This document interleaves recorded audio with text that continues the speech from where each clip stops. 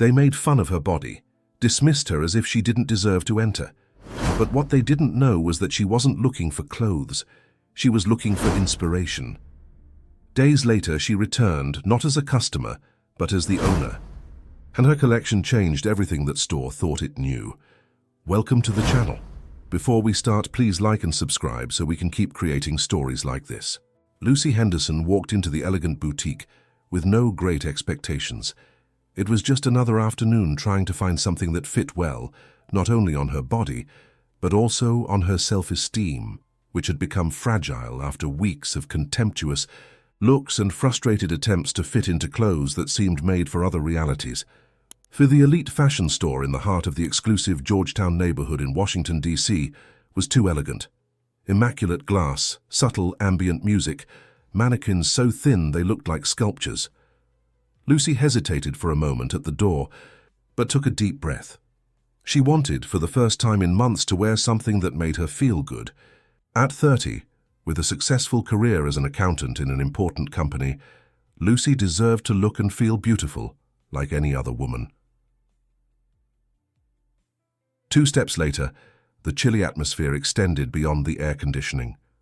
The saleswomen, 3 of them all in high heels, impeccable makeup and trained expressions, exchanged glances, a stifled laugh, a whisper, the kind of hostility that doesn't need words to hurt.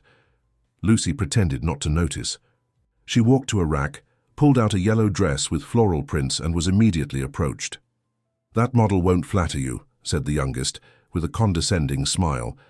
Sophia, according to her golden name tag, couldn't be more than 25 and had a slender figure wrapped in an impeccable black pantsuit. Maybe something more roomy, don't you think? "We work with more sophisticated cuts," added the other saleswoman, Regina, a tall woman with her hair pulled back in a bun so tight that it seemed to stretch her features. "Maybe you want to look in another section, or in another store. Perhaps special sizes.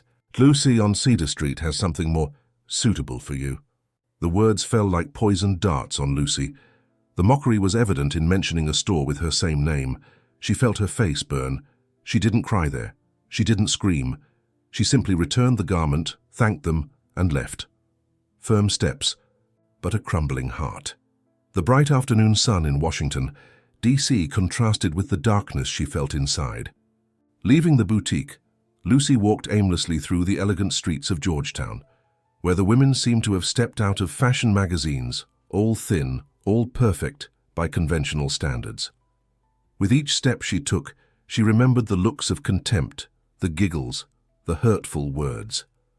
It was a feeling she knew too well, not only in clothing stores but in so many other spaces, restaurants where waiters seated her at hidden tables, work meetings where her colleagues made jokes about food when she was present, concerned comments about her health from people who didn't really care about her.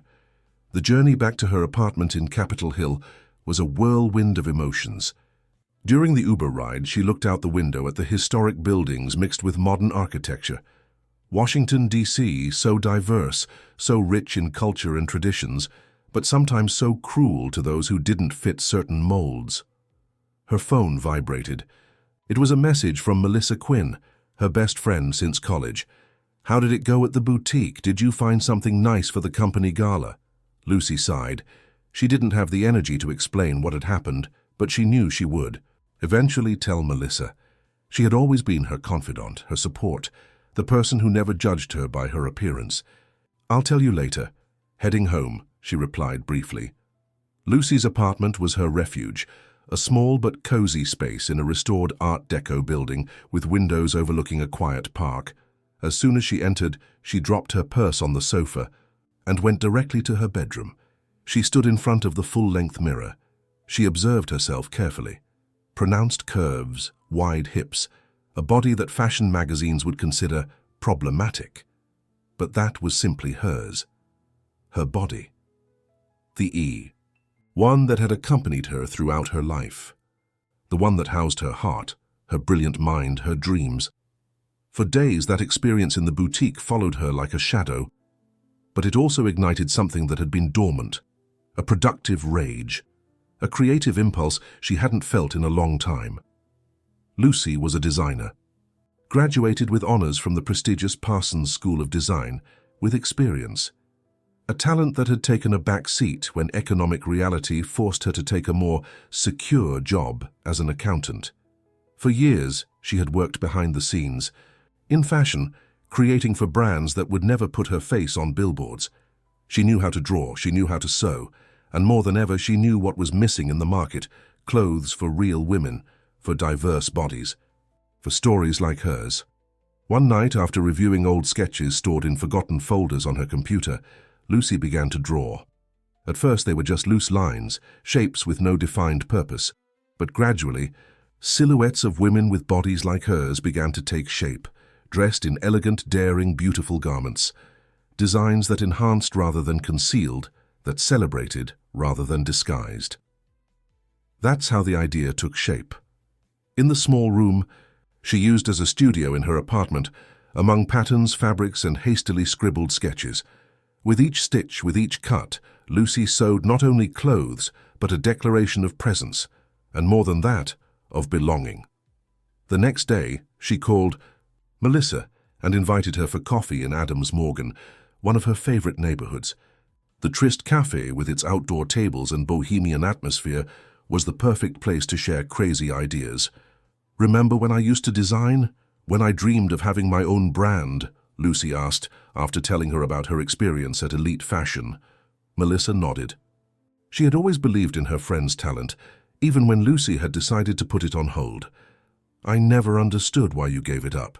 You were the best in the class."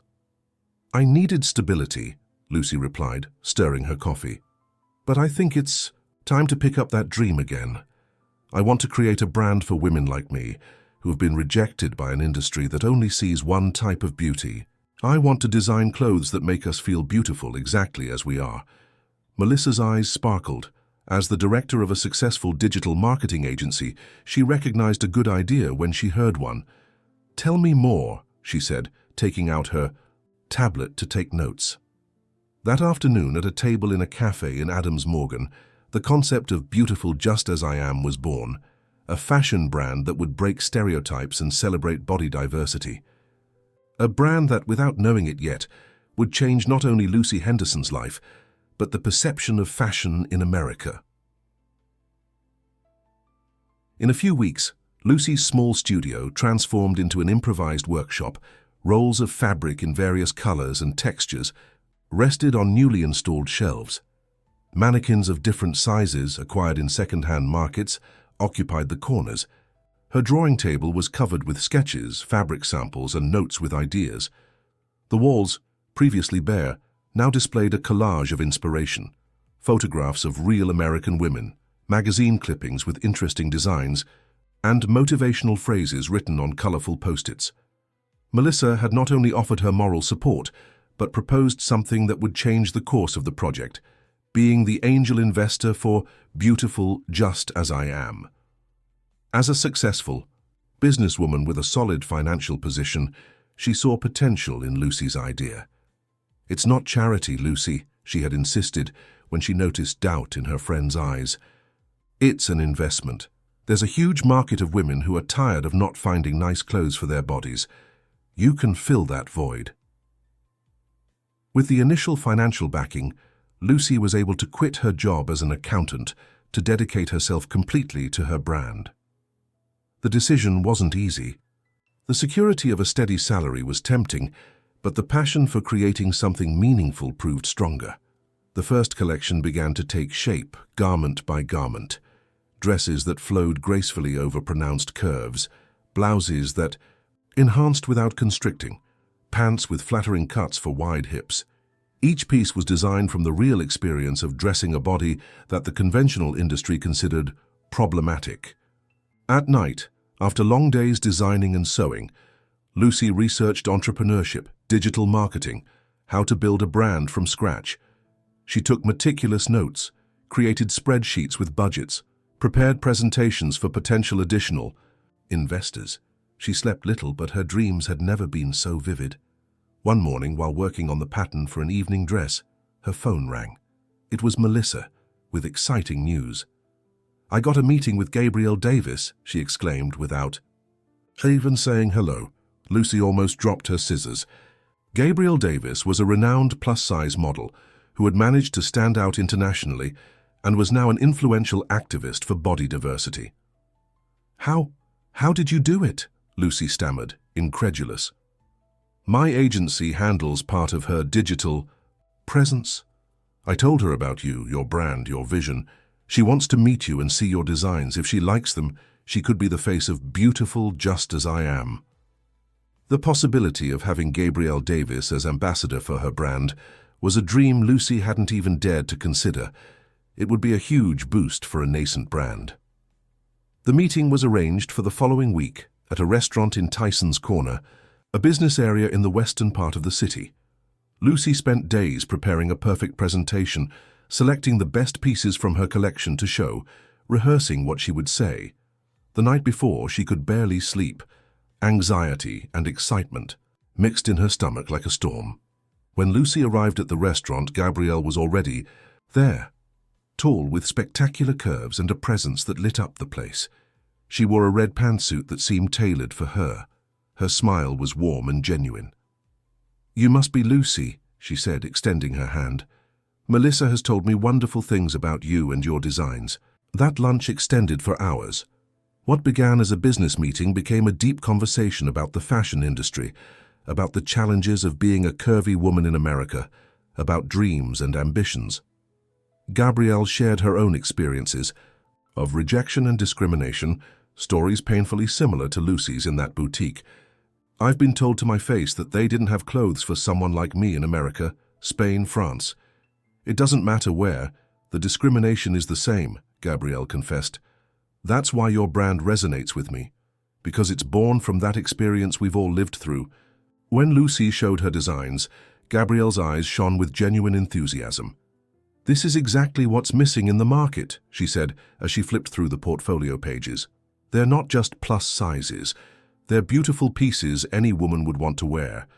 At the end of the meeting, Gabrielle not only agreed to be the face of the brand, but proposed something more, a collaboration. They would design a capsule collection together that would carry both the name of Beautiful Just As I Am and Gabrielle Davis's personal stamp. The news of the collaboration quickly leaked in the small but influential circle of inclusive American fashion. Specialized blogs began talking about the brand even before its official launch. The Instagram profile created by Melissa gained followers every day, attracted by previews of the designs and the story behind the brand. The echo on social media reached the ears of Sofia Mendoza, one of the saleswomen who had humiliated Lucy at Elite Fashion. Her curiosity led her to search for information about this new brand. When she saw Lucy's face in an interview for a digital fashion portal, she recognized her immediately. "It can't be," she murmured to herself. "It's the same woman from the yellow dress." With the unexpected exposure also came the first detractors. Comments on social media questioning whether promoting plus sizes was encouraging obesity. Anonymous emails with destructive criticism. Even a couple of calls in the middle of the night with no one on the other end of the line. But Lucy wasn't intimidated. Each negative comment strengthened her determination. Each criticism confirmed the need for her brand. One day, while working on the final details for the official launch, Lucy received an email that would change the course of her project. It was from Valerie Torres, organizer of the prestigious Fashion Without Limits event, a fair for independent designers held annually in one of the most exclusive shopping centers in Georgetown, Arlington Plaza, precisely where Elite Fashion was located. "Dear Lucy Henderson, we have followed the development of Beautiful Just As I Am with great interest. Your focus on inclusion and body diversity is perfectly aligned with the theme of our next edition, Real Bodies, Real Fashion. We would love to have your participation." The invitation included a space to set up a pop-up store for a full week in the main corridor of Arlington Plaza. It was an exceptional opportunity for a new brand, a perfect showcase to present itself to the public, and also, although no one else knew it, a delicious irony, Lucy would display her designs just a few meters from the store where she had been rejected. When Melissa found out about the invitation, she organized a small celebration in her apartment. champagne, snacks, and toasts to the bright future that was taking shape. "Do you know what this means, right?" Melissa asked, holding her glass. "It's not just a big step for the brand, it's closing a circle." Gabrielle, also present at the celebration, nodded with a knowing smile. "It's poetic, going back to the place where they told you there was no space for you, now as a successful designer." Lucy looked at her two allies, at the women who had believed in her when even she didn't fully believe in herself. She felt a mixture of gratitude, nervousness, and determination. "Let's give them something they can't ignore," she said, with a certainty that came from the depths of her being. In the weeks that followed, the pace of work intensified. There was so much to do: finalize the garments for the inaugural collection, design the pop-up space, create promotional material, coordinate with suppliers, hire staff to attend the stand. Lucy slept barely 4 hours a night, but adrenaline and passion kept her going. One afternoon, while supervising the production of the labels for the garments, small works of art in themselves, with the beautiful "Just As I Am" logo embossed, Lucy received a call from an unknown number. "Lucy Henderson?" asked a female voice that sounded vaguely familiar. "Yes, speaking. Who is this?" A brief silence on the other end of the line. "It's Sophia Mendoza, from Elite Fashion." Lucy's heart skipped a beat. The voice of that woman who had humiliated her now sounded uncertain, almost shy. "I heard about your brand, your participation in Fashion Without Limits. I wanted to congratulate you." The words seemed sincere, but Lucy couldn't help but be suspicious. "Thank you," she replied dryly, waiting for Sophia to reveal the true reason for her call. "I also wanted to apologize for how we treated you that day in the store. It was unforgivable." Lucy remained silent, processing the unexpected apology. Was it genuine, or was Sophia just trying to ingratiate herself now that she saw the potential success of beautiful Just As I Am? "I appreciate your call, Sophia," Lucy finally replied, measuring each word. "But apologies are demonstrated with actions, not just words." "I know," Sophia replied in a broken voice. "That's why I wanted to ask you, if you need help with your stand at Arlington Plaza, I'd love to be a part of this, to learn." The proposal took Lucy by surprise. Sophia Mendoza, the same one, who had looked at her with contempt, now wanted to work for her. The universe had a peculiar sense of humor. "I'll have to think about it," Lucy replied. "I'll call you." After hanging up, Lucy remained motionless, her mind racing. Sophia's call added a new layer of complexity to an already intense moment. Should she give her a chance? Was this part of her own healing process? Or would it be a mistake to allow someone like Sophia to get close to her most personal project? Musti. Decision about Sophia kept Lucy awake for several nights. On one hand, the idea of having one of her former humiliators working for her had a taste of poetic justice that was tempting. On the other hand, could she trust the sincerity of her remorse? Finally, after consulting with Melissa and Gabrielle, Lucy decided to give her a chance, but with clear conditions. "You'll be on probation," she told Sophia when she called to communicate her decision. "First as a general assistant, helping with basic tasks. If you demonstrate commitment and truly understand the philosophy of the brand, we could consider a permanent position." The gratitude in Sophia's voice seemed genuine. "I won't let you down, I promise," she assured with a humility that radically contrasted with the haughtiness she had shown at Elite Fashion. Sophia showed up the next day at Lucy's studio, punctual and visibly nervous. She dressed simply: jeans, a white blouse, and flat shoes, very different from the sophisticated image she projected at the boutique. "Welcome," said Lucy, trying to maintain a professional tone despite the strangeness of the situation. "We have a lot of work today with the final preparations for the pop-up." During those first hours, Lucy observed Sophia carefully. The young woman followed instructions diligently, showed initiative, and most importantly, treated the beautiful Just As I Am garments with genuine respect. There was no visible trace of the condescension she had shown before. Mid-afternoon, while they were organizing the inventory they would take to Arlington Plaza, Sophia finally spoke about what they both knew was pending. "I never thought I'd end up working for you," she said quietly, without looking up from the garments she was carefully folding. "Life takes unexpected turns." "Certainly," Lucy replied, maintaining a certain emotional distance. "Can I ask you something?" continued Sophia, now looking directly at Lucy. "Why did you give me this opportunity, after how we treated you?" Lucy sighed, considering her response. "Because this brand isn't about revenge, it's about transformation. And that includes giving people the opportunity to transform as well." Sophia's eyes moistened. She quickly looked away, but Lucy caught a glimpse of genuine emotion. "Thank you," murmured Sophia, resuming her task. The days leading up to the inauguration of the pop-up at Arlington Plaza passed in a flurry of activity. The space assigned to Beautiful Just As I Am began to take shape. Walls in warm tones, strategically placed lighting to enhance the garments, a fitting room area, with mirrors specially designed to make whoever looked in them feel good.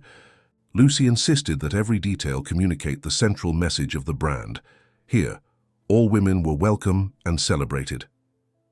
The marketing campaign, designed by Melissa, began to bear fruit. The brand's social media was gaining followers by the thousands. The collaboration with Gabrielle Davis generated expectation not only in America, but in other countries. Several plus-size fashion influencers requested invitations for the opening day. Even a couple of international fashion magazines showed interest in covering the event. The night before the grand opening, Lucy, Melissa, Gabrielle, and the small team they had formed, including Sophia, gathered for the final preparations. The atmosphere was one of nervousness and excitement. "Tomorrow will be a historic day," declared Melissa, always optimistic. "The first of many victories." "I just hope customers come," confessed Lucy, revealing her anxiety, "and that they like what they see." "They will come," assured Gabrielle, with the confidence of someone who knew the industry well. "And they'll fall in love with your designs because they're authentic. They're born from a real need." Sophia, who until then had remained in a discreet background, was encouraged to intervene. "If I may say so, that's what makes this brand special, is that it's not just about clothes, it's about dignity." They all turned to look at her, surprised by the depth of her observation. Sophia continued with an increasingly confident voice. "At Elite Fashion, we sell expensive, exclusive clothes. But here we sell something more valuable, the possibility of feeling good about oneself." Lucy felt a strange mix of emotions. Hearing Sophia, the same person who had humiliated her, so clearly articulate the essence of Beautiful Just As I Am was both disconcerting and moving. "Exactly," nodded Lucy. "That's what I want every woman to feel when she wears our garments."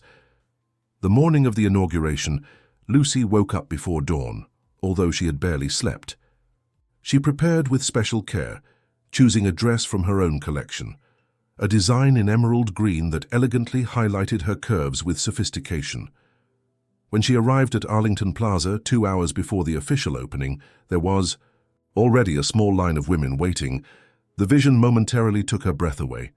They were women of all shapes, sizes, and ages, united by the expectation of finally finding clothes that made them feel valued. The space of Beautiful Just As I Am came to life when they opened the doors, women entering, touching the garments with admiration, trying on dresses and blouses, coming out of the fitting rooms with smiles of amazement and joy. "I've never found pants that fit me this well," commented a customer, turning in front of the mirror. "It's as if someone finally understood that I have hips and that's okay." "This dress makes me feel like a goddess," declared another, contemplating herself with bright eyes. "I never want to take it off." Sales exceeded all expectations. By noon, several pieces had already sold out, and they had to place urgent orders to the workshop. Gabrielle Davis, resplendent in an outfit from the collaborative collection, attracted crowds and generated contagious enthusiasm. Melissa documented everything for social media, capturing emotional moments and testimonials from satisfied customers. Sophia, for her part, proved to be an exceptional salesperson, but with a completely different approach than she had shown at Elite Fashion. She didn't try to impress or intimidate. She listened attentively to each customer's needs, offered honest suggestions, celebrated with them when they found the perfect garment. Mid-afternoon, while Lucy was taking a brief break in the small office behind the commercial space, Sophia entered with 2 cups of coffee. "I thought you might need this," she said, offering her one.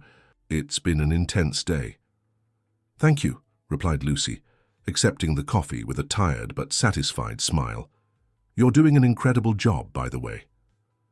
Sophia sat down across from her, visibly moved by the recognition. "I've never enjoyed selling clothes so much," she confessed. "At Elite Fashion, it was all about pressuring to sell the most expensive items, making customers feel like they needed our clothes to be accepted. But here it's about making them feel they're already beautiful and deserve clothes that celebrate it." The confession generated a moment of unexpected complicity between the 2 women. For the first time, Lucy saw Sophia not as the antagonist of her story, but as someone who was also on her own journey of transformation. At the end of the first day, the figures were impressive. They had sold almost 70% of the initial inventory. The brand's social media had doubled its followers. Several customers had requested customized pieces, willing to pay extra for exclusive designs. "This is just the beginning," declared Melissa when they closed the doors and could celebrate in private. "If we maintain this momentum, Beautiful, Just As I Am could expand nationally in less than a year." The week of the pop-up store passed like a dream. Each day brought new customers, new emotional stories, new confirmations that Lucy had created something truly meaningful. Fashion journalists visited the space, captured by the phenomenon this new brand was generating. Gabrielle gave interviews where she didn't skimp on praise for the designs and the philosophy behind Beautiful Just As I Am. On the penultimate day, something happened that Lucy had been secretly expecting and fearing at the same time. Regina Cortez, the other saleswoman who had humiliated her at Elite Fashion, appeared at the pop-up. She entered with a cautious, almost furtive expression, as if afraid of being recognized. But Lucy identified her immediately. Sophia saw her too, and for a moment seemed to panic. The 2 exchanged glances, silently wondering how to handle the situation. Lucy took the initiative. She approached Regina with a professional smile, as she would have done with any customer. "Welcome to Beautiful Just As I Am. Can I help you find something special today?" Regina paled upon recognizing her. Her eyes traveled from Lucy's face to Sophia, who was now attending to another customer, but was clearly aware of the interaction. "I was just looking," stammered Regina. "Your brand is causing a sensation." "Thank you," replied Lucy, with a composure that surprised even herself. "Feel free to explore. If you need help, any of our advisors will be delighted to assist you, including Sophia, who is now part of our team." The mention of Sophia was deliberate. Lucy wanted Regina to know that forgiveness and transformation were possible, that Beautiful Just As I Am was not a project of revenge, but of healing. Regina nodded, visibly uncomfortable. She toured the store slowly, observing the garments, listening to the enthusiastic comments of other customers. Finally, she stopped in front of a bold red dress with a cut that would favor precisely the type of figure that she and Sophia had despised in Lucy. "It's beautiful," she murmured almost to herself. "It would look perfect with your skin tone," said Lucy, who had discreetly followed her. "Would you like to try it on?" Regina looked at her in surprise, as if she hadn't expected kind treatment. She hesitated for a moment, but finally nodded. "I would like that, yes." As Regina headed to the fitting room, Sophia approached Lucy. "Are you okay?" she asked quietly. "Perfectly," Lucy replied with serenity. "This is also part of the journey." When Regina came out of the fitting room wearing the dress, something had changed in her expression. She looked at herself in the mirror with a mixture of surprise and admiration, as if discovering a new version of herself. "It fits me. Amazingly," she admitted, turning to see herself from different angles. "I never thought I could wear something like this." "We can all dress to feel beautiful," Lucy replied. "We just need the right clothes and the right attitude." Regina bought the dress. When paying, she looked Lucy directly in the eyes. "I'm sorry," she said simply. "For everything." It wasn't an elaborate apology, but Lucy felt its sincerity. "Thank you," she replied. "I hope you enjoy the dress." When Regina left, Sophia approached Lucy again. "That was intense," she commented, "but beautiful." "That's what we do here," Lucy replied with a smile. "We transform more than fabrics.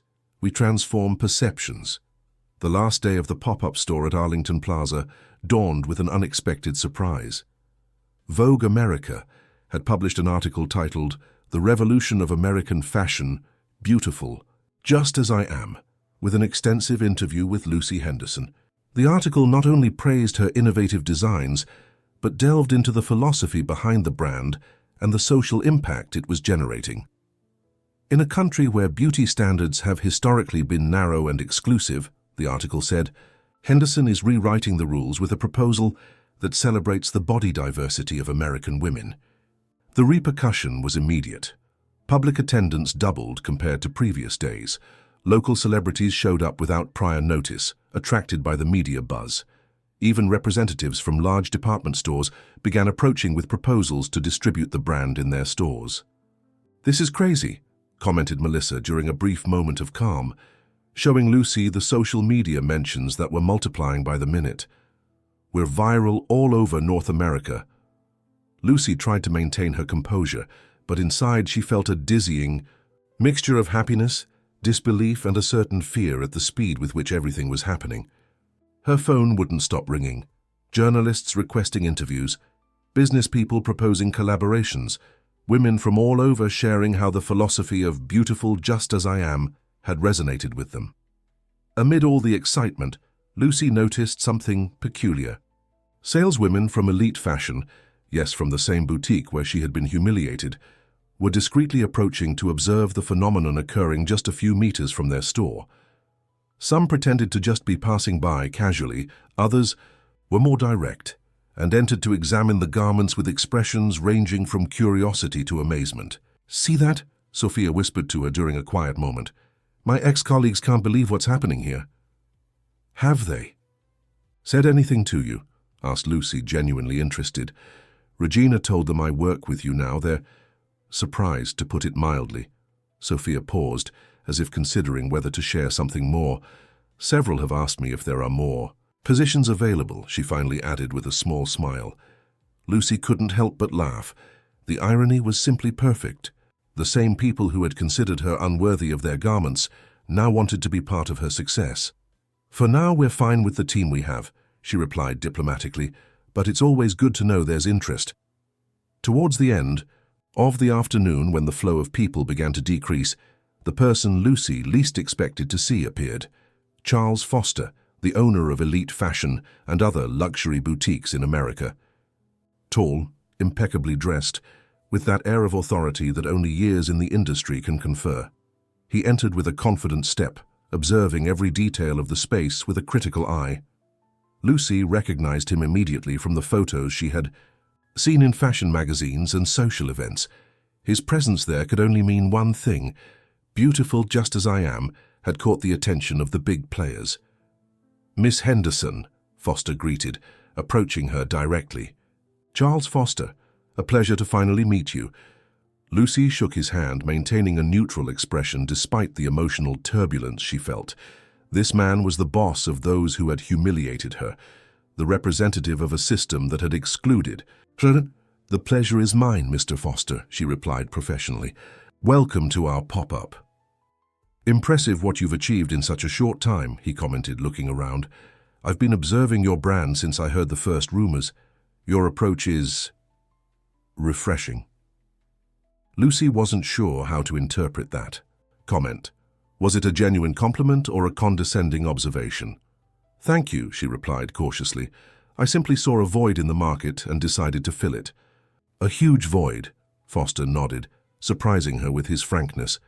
"One that the traditional industry has ignored for too long, I must admit." He paused, as if evaluating his next words. "I'd like to invite you for coffee, Miss Henderson. I have a proposal that might interest you." The invitation was unexpected. Lucy briefly looked toward Melissa, who had been observing the interaction from a certain distance. Her friend nodded slightly, encouraging her to accept. "Of course," Lucy replied. "Would tomorrow work for you?" "Perfect," smiled Foster, handing her a card. "At my office at 10. When Foster left, Melissa immediately approached. "Charles Foster wants to meet with you," she asked, not hiding her amazement. "This is huge. Lucy, he's one of the most influential businessmen in American fashion." "I know," replied Lucy, looking at the elegant card in her hand. "What do you think he wants?" "It could be anything," reflected Melissa. "A collaboration, a permanent space in his stores even." She left the sentence unfinished, as if afraid to say the most ambitious possibility out loud. "Even what?" Lucy pressed. "Even buying your brand," completed Melissa. "You've created something valuable, Lucy, something that the big players can't ignore." The idea was dizzying. Sell Beautiful Just As I Am, her creation, her baby, her way of healing. She wasn't even sure she wanted to consider that possibility. The rest of the day passed in a state of contained expectation. When they finally closed the doors of the pop-up for the last time, the team celebrated with champagne the resounding success of the week. Sales had exceeded all projections. The waiting list for new orders was extensive, and social media was buzzing with testimonials from women who had found a new sense of belonging in the brand. "No matter what happens tomorrow with Foster," declared Lucy, raising her glass, "this is just the beginning. Beautiful Just As I Am is here to stay." The applause was unanimous. Even Sophia, who had begun this adventure from the other side of the equation, had tears of emotion in her eyes. "To be Lucy," proposed Gabrielle, "the woman who turned rejection into revolution." That night, in the solitude of her apartment, Lucy couldn't sleep. She mentally reviewed the path traveled from that humiliation at Elite Fashion to the present. Who would have imagined that less than a year later she would be considering a business proposal from the owner of that same store? Life had an extraordinary sense of humor. The next morning, Lucy dressed with special care. She chose a pantsuit from her own collection, navy blue pants and blazer with gold details, designed to enhance curves without restrictions. She complemented the outfit with discreet but elegant accessories. She wanted to project confidence and professionalism without losing the essence that defined her brand. Charles Foster's office was located in an elegant building on Pennsylvania Avenue with panoramic views of the city. The space exuded good taste and discreet opulence, noble woods, contemporary American art, minimalist furniture. His secretary, an older woman with an efficient air, led Lucy directly to the main office. "Miss Henderson," Foster greeted, rising to receive her. "Punctual, I like that in a potential partner." The meeting began with the usual courtesies. Coffee served in fine porcelain, comments about the weather, congratulations on the success of the pop-up. But soon, Foster got to the point.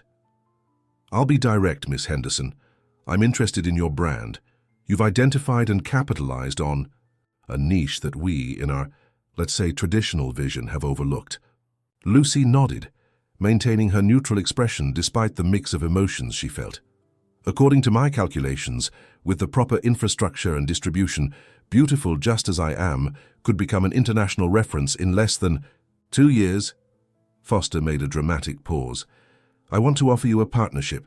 Foster Group would provide the capital, logistics, and distribution network. You would maintain absolute creative control, 50-50 in terms of ownership." The offer was generous, too generous perhaps. Lucy had expected a proposal to distribute her garments in Foster's stores, or even a direct purchase offer, but an equal partnership. That suggested that Foster truly believed in the brand's long-term potential. "It's an interesting proposal," Lucy replied cautiously, "but I have some concerns." "Of course," Foster nodded. "I'm listening." "My brand was born as a response to the exclusion that many women experience in traditional fashion stores," explained Lucy, carefully choosing her words. "Stores like Elite Fashion." Foster showed no discomfort at the direct reference. "I understand perfectly," he replied, "and that's precisely why I'm here.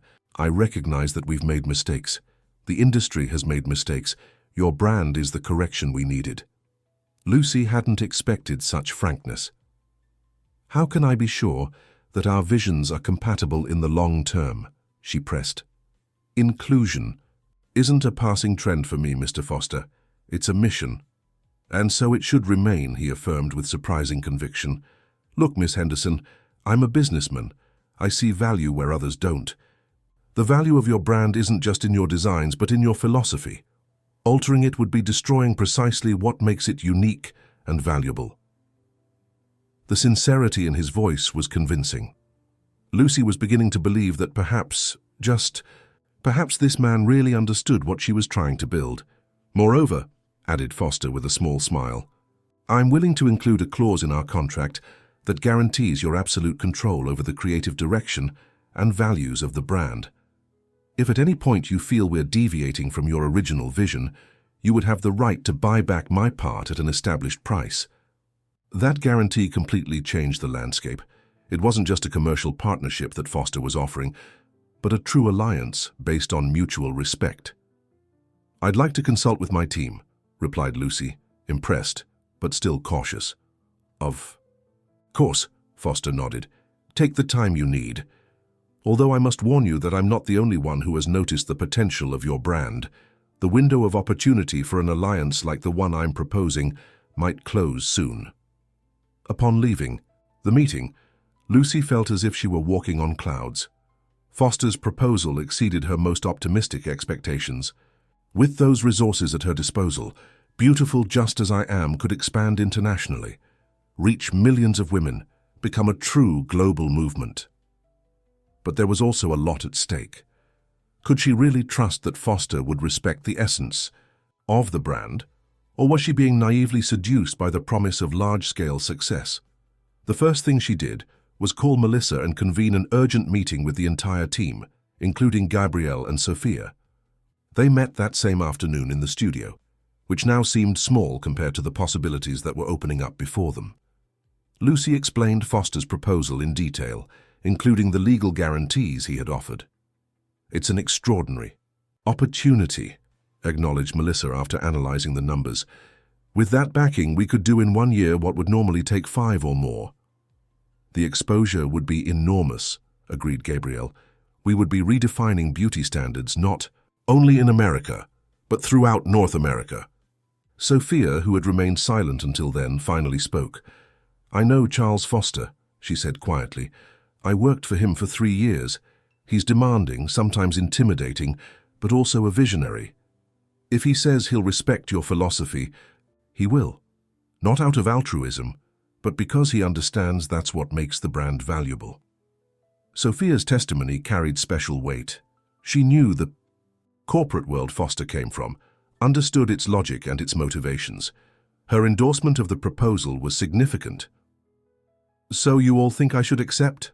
Asked Lucy, still not completely convinced. I think you should negotiate, nuanced Melissa. Accept the partnership, but with even more specific conditions about creative control, model selection, brand communication. Gabrielle nodded. And make sure that inclusivity doesn't get diluted as the brand grows. Sometimes, success can compromise original values. Ask for a proof of concept, suggested Sophia.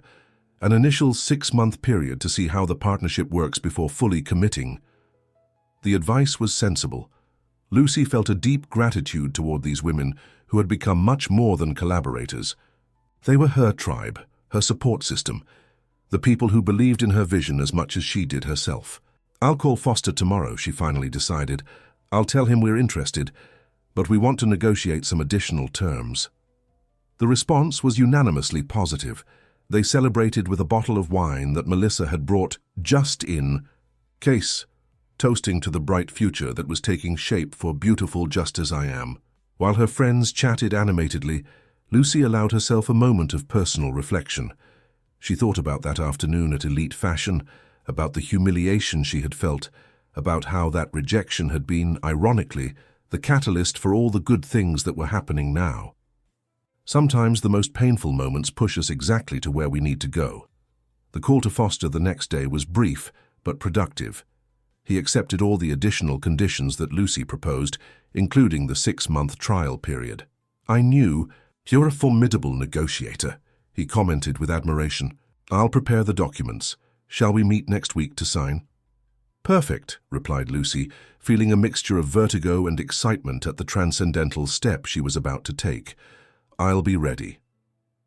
That night, Lucy walked through Georgetown again, the elegant neighborhood where it had all begun.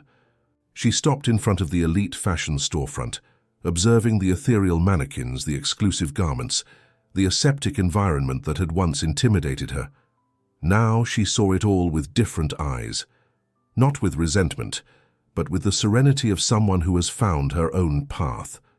Nostalgic? Asked a familiar voice behind her. It was Sophia, who apparently had had the same idea of visiting the place where their paths had first crossed. Not exactly, replied Lucy with a calm smile. I was just thinking about how a moment can change everything. For the better, added Sophia, also looking at the storefront. Anyone who tells you rejections don't hurt is lying, reflected Lucy, but sometimes, just sometimes, they push you exactly to where you need to be. The two women remained there, a moment longer, in contemplative silence, united by a shared experience that had transformed their lives in unexpected directions.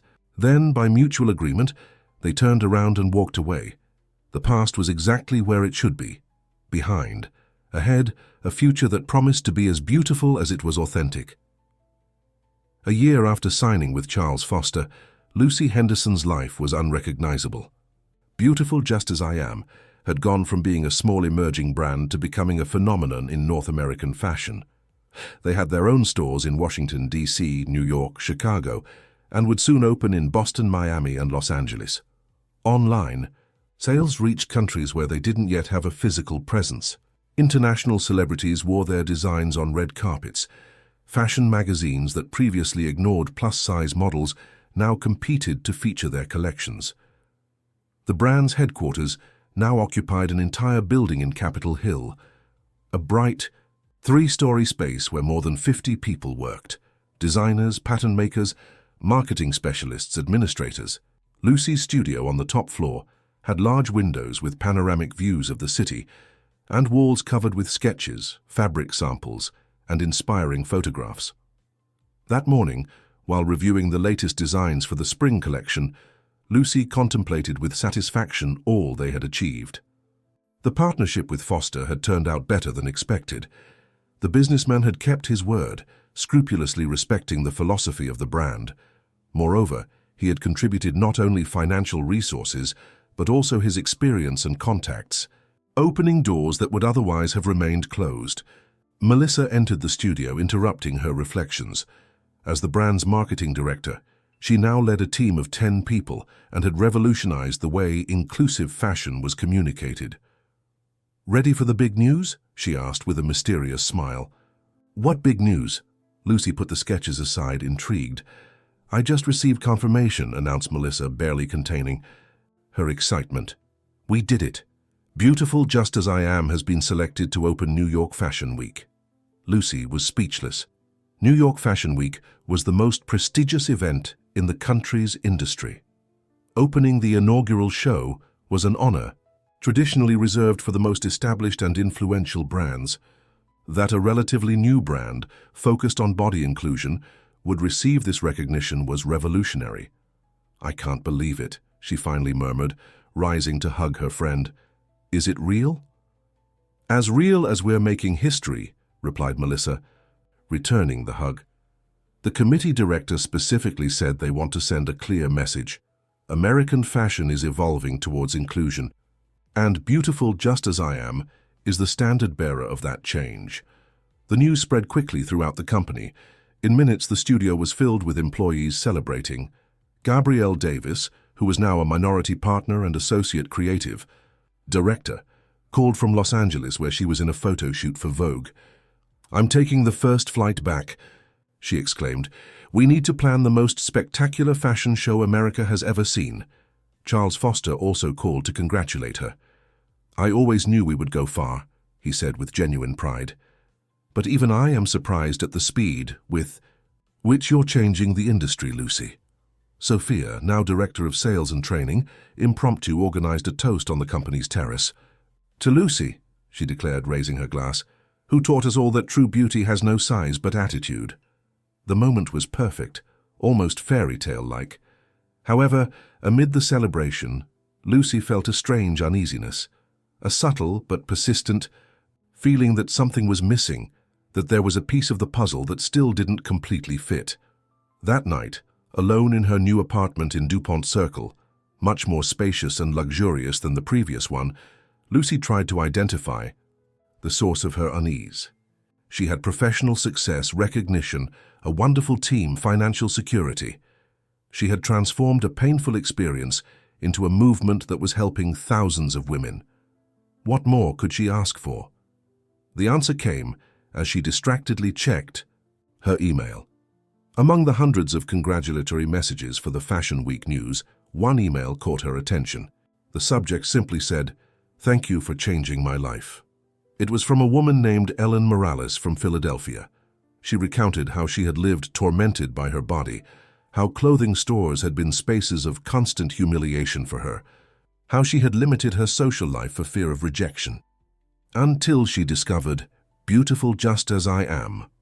"You didn't just give me beautiful clothes," Ellen wrote. "You gave me the possibility to look in the mirror and recognize myself as valuable, to go out into the world without apologizing for existing, to dance without fear of being judged. Thank you for giving me back my life." Lucy read the message several times with tears in her eyes. It was moving to know that her work had such a profound impact. But it also made her realize something crucial. While the brand grew exponentially, while she focused on new stores, fashion shows, and commercial strategies, perhaps she was losing touch with the most intimate essence of her mission. The feeling of uneasiness began to take definite shape. Yes, they were changing the fashion industry, but was it enough? Were they really reaching all the women who needed that message of acceptance? Or were they becoming another elitist brand, accessible only to those who could afford their prices?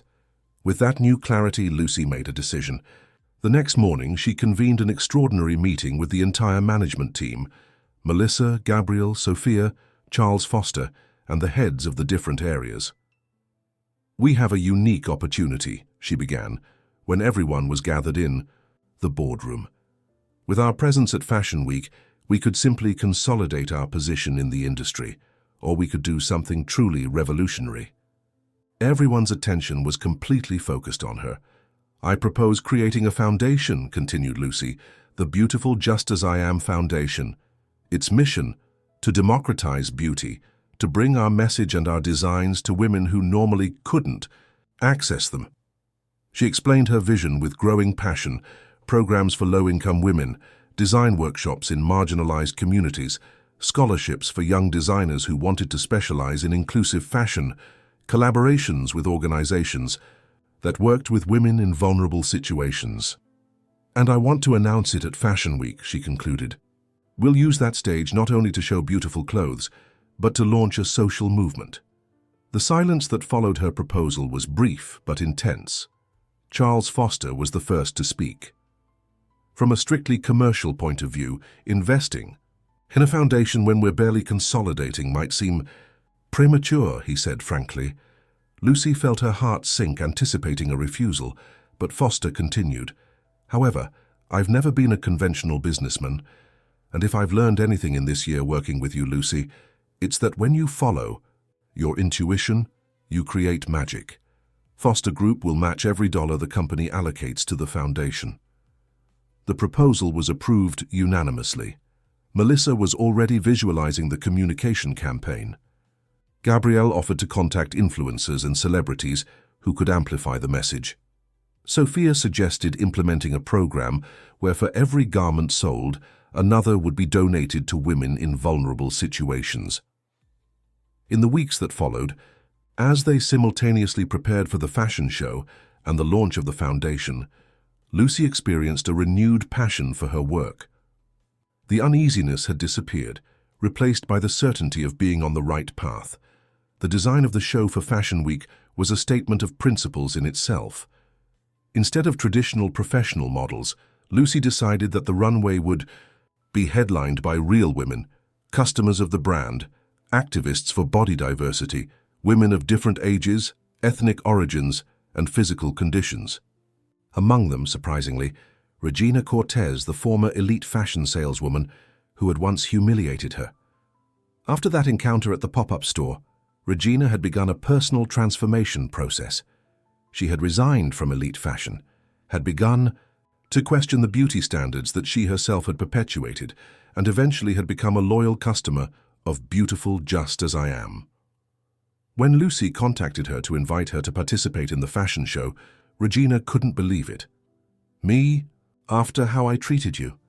"Precisely because of that," replied Lucy. "Because you perfectly symbolize the brand's message. Transformation is possible. Beauty isn't about fitting into a mold, but about embracing who we truly are." The night of the fashion show, the Lincoln Center, venue for New York Fashion Week, was packed. Celebrities, influencers, national and international journalists, designers, the American fashion world in full, expectant before the proposal of the brand that was breaking paradigms. Backstage, Lucy gave the final touches to the improvised models. Some were nervous, never having imagined being on a runway. Others overflowed. With excitement, aware of participating in a historic moment, all shared a look of determination and pride. "Remember," Lucy told them in the final talk before the show, "when you go out there, you're not just modeling clothes. You're modeling a new way of understanding beauty. You're representing millions of women who have never seen themselves reflected on a runway. Walk with your head high. You are the revolution." The spectacle was magical. Women of all shapes, sizes and ages walking the runway with elegance and confidence. Garments that celebrated their bodies instead of trying to hide or modify them. Music that energized, lights that enhanced, an atmosphere of collective celebration. When the time came for the closing, Lucy took the stage. She wore a stunning red dress, designed especially for the occasion. The audience stood up, applauding with enthusiasm. It was time to announce the foundation. "A little over a year ago," Lucy began, "I entered a store looking for a dress that would make me feel beautiful. I left feeling invisible, inadequate, wrong.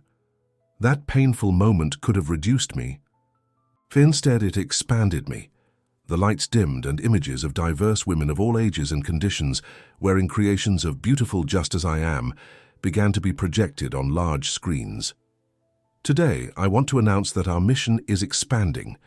The Beautiful Just As I Am Foundation is born, with the aim of bringing this self-esteem revolution to every woman, regardless of her social or economic condition." She briefly explained the programs they would implement, the collaborations, the scholarships. She announced that 10% of all the brand's sales would be permanently allocated to the foundation. And then, in the announcement that no one expected, she revealed that they were developing an affordable line, so that inclusive fashion would not be a privilege, but a right. When she finished her speech, the applause was deafening. Many women in the audience were openly crying. Journalists broadcast live, capturing the historic moment. Charles Foster in the front row nodded with approval and pride. The next day, Beautiful Just As I Am dominated the headlines, not only for the innovative fashion show, but for the bold social step that Lucy had announced. Specialized media described it as the moment that redefined American fashion. Social media buzzed with millions of interactions. The hashtag #YouBeautiful Just As I Am became a global trend. The week following Fashion Week was a whirlwind of interviews, meetings, planning. To materialize the foundation, Lucy barely had time to process the impact of what she had initiated, until one afternoon, leaving the office, she found Sophia waiting for her. "I have something to show you," said her now friend and collaborator with an enigmatic expression. "Now? I'm exhausted," confessed Lucy. "Trust me," insisted Sophia. "It's worth it." She drove her in her car toward Georgetown. Lucy began to suspect when she recognized the streets leading to elite fashion. "What are we up to?" she asked, increasingly intrigued. "Just observe," replied Sophia with a mysterious smile. When they arrived in front of elite fashion, Lucy was breathless. The store had radically changed. The display window, previously dominated by ethereal, impossibly thin mannequins, now showed figures of various shapes and sizes. and most surprisingly, among the displayed garments, she recognized several from Beautiful Just As I Am. "I don't understand," she murmured, confused. "Foster bought Elite Fashion last week," explained Sophia. "He didn't tell you because he wanted to surprise you. He's transforming all his stores to be inclusive spaces, and he has selected garments from our brand to lead this new stage." The irony was perfect. The place where it had all begun, where she had been rejected and humiliated, was now becoming a space that celebrated precisely what she represented. "Do you want to go in?" asked Sophia. Lucy nodded, excited and curious. The interior of Elite Fashion had also changed. The lights were warmer, the spaces more welcoming. The fitting rooms, once narrow and austere, were now spacious and had specially designed mirrors to favor the image. The saleswomen looked different too. Diverse women with genuine smiles, not the perfect dolls that had intimidated her that day. One of them approached. She was young, curvy, with a kind attitude that had nothing to do with the condescension that Lucy had experienced before. "Can I help you with anything?" she asked with a sincere smile. Lucy and Sophia exchanged knowing looks. "We're just looking, thank you," replied Lucy. They toured the store slowly, appreciating every detail of the transformation. It was as if the circle had been perfectly closed, as if the universe, in its infinite wisdom, had orchestrated this perfect resolution for Lucy's story. When they left, both remained in silence for a moment in front of the boutique. "You know, what's most incredible," Lucy finally reflected, "that all this began with rejection, with pain, with that horrible feeling of not being enough. And look where we are now," completed Sophia, "changing an entire system." Lucy nodded, thoughtful. "Perhaps that's what it means to be beautiful just as I am. It's not about the clothes, not even about how we look. It's about transforming rejection into purpose, pain into power." That night, back in her apartment, Lucy wrote a response to Ellen Morales' email, the woman from Philadelphia who had shared how the brand had changed her life. "Dear Ellen," she wrote, "your story deeply moved me. I want to invite you to participate in the first program of our new foundation, because Beautiful Just As I Am is not just a clothing brand, it's a movement, and women like you are its heart and strength." As she sent the email, Lucy felt a deep sense of fulfillment. She had transformed her most painful wound into a gift for thousands of women. She had turned rejection into revolution, and this was just the beginning. She went out to the balcony of her apartment and contemplated Washington, D.C. illuminated in the night. Somewhere out there, thousands of women were looking in the mirror and perhaps for the first time seeing the beauty that had always been there. That, thought Lucy with a serene smile, was the true success. Not the stores, nor the fashion shows, nor the magazine covers, but every woman who learned to see herself with new eyes, every woman who discovered what Lucy now knew with certainty, that we are all beautiful, exactly just as we are. Dear listeners, we hope that Lucy Henderson's story has deeply moved you. Her journey from rejection to revolution in American fashion reminds us that our most painful wounds can become our greatest gifts to the world. To continue this emotional journey, we have prepared a special playlist with equally captivating stories about personal overcoming and transformation. Find it here by clicking to your left. If you like this story, don't forget to subscribe to our channel and like the video. Every day we bring unique stories that explore the complexity of life and celebrate the resilience of the human spirit. Tell us in the comments if you have ever lived an experience of rejection that transformed into something positive in your lives. Your testimonials inspire us to continue creating content that touches the heart. We'll be waiting for you tomorrow with a new story that will make you dream, feel, and reflect.